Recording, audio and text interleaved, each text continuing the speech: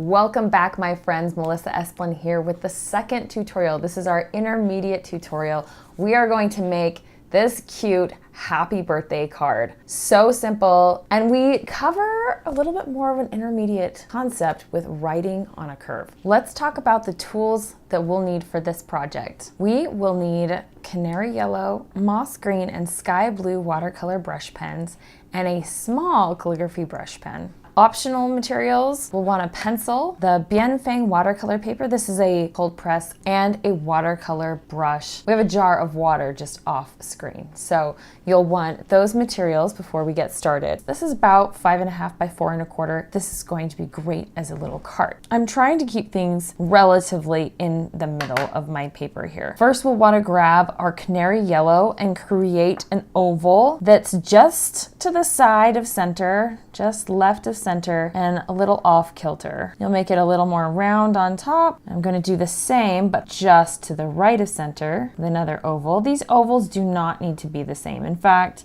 a little bit of variety goes a long way. But I'm keeping a little strip open in the center to create the roundness of a balloon. Before I go on to add my blue, I want to melt these pigments with the watercolor brush. So I'm dipping my brush and I'm activating these pigments and just letting them run.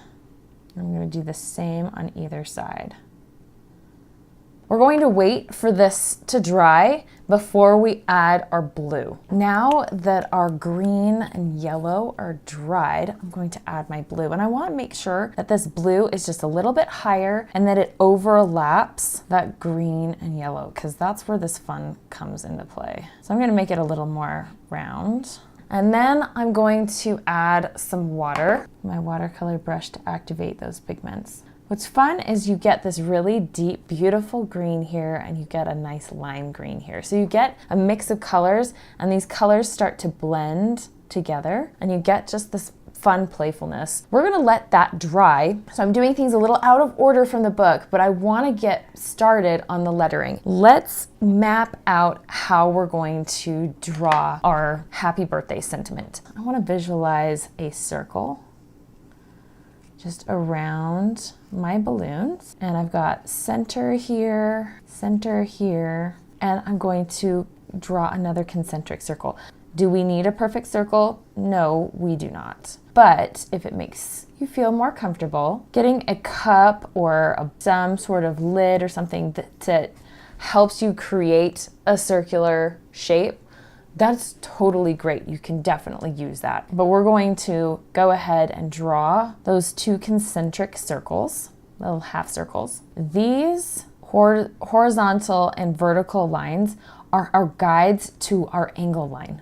So I'm gonna bisect that quadrant in half, and that one in half, and then this one in half again. So I'm segmenting this out. I'm even going farther than in the notebook, where the notebook has us segmenting it out into 4 segments. I'm going into 8 segments.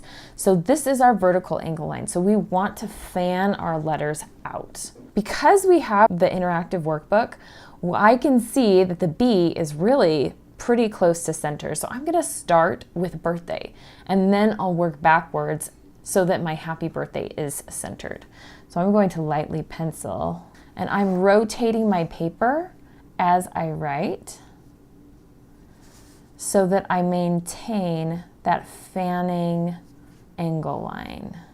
So I'm gonna start from about this point and create, because I'm gonna just basically go opposite mirror that side.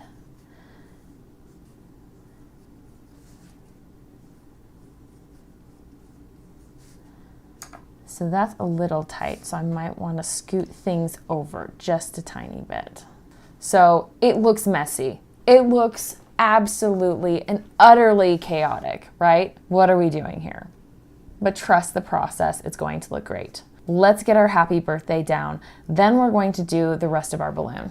And I am rotating my paper so that the H is upright. So that H is pointing vertical, and every stroke I'm just going to slowly rotate my paper around so that I can create this nice fanning angle line.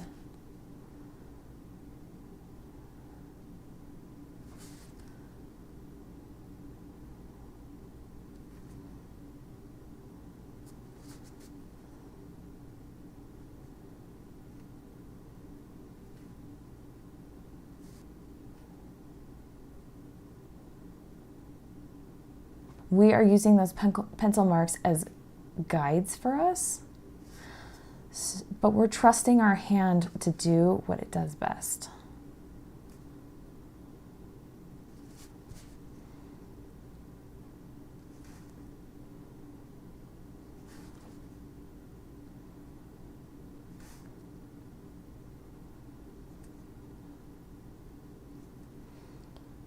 Okay, so this Y is coming really close to the balloon. I'm gonna wait to address that until I'm done with the balloon, just so that we can look at our spacing and make sure that everything looks good before I do the Y. I'm gonna dot my I and cross my T. Now, the balloons are dry enough that I can create my balloon shape. I'm gonna start off with my blue. The blue balloon is what's on top.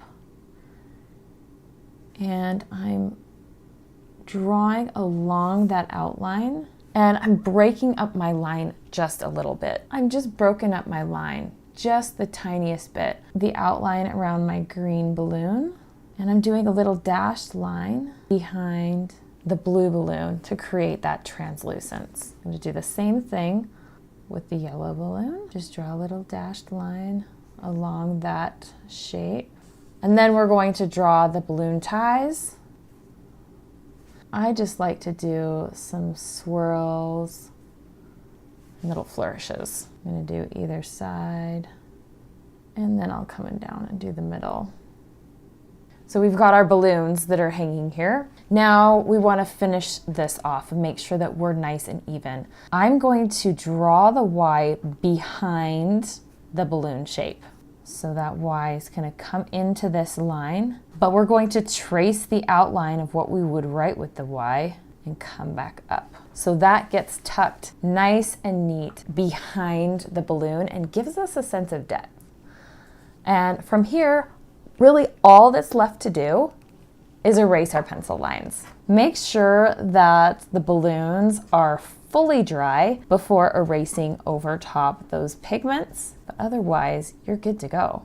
Thanks again so much for tuning in. You can find me on social media. I'm at Melissafer and at CalligraphyORG. I really hope to see what you've done. Please share those projects with me. Stay tuned for the next video. We're going to attack the advanced project.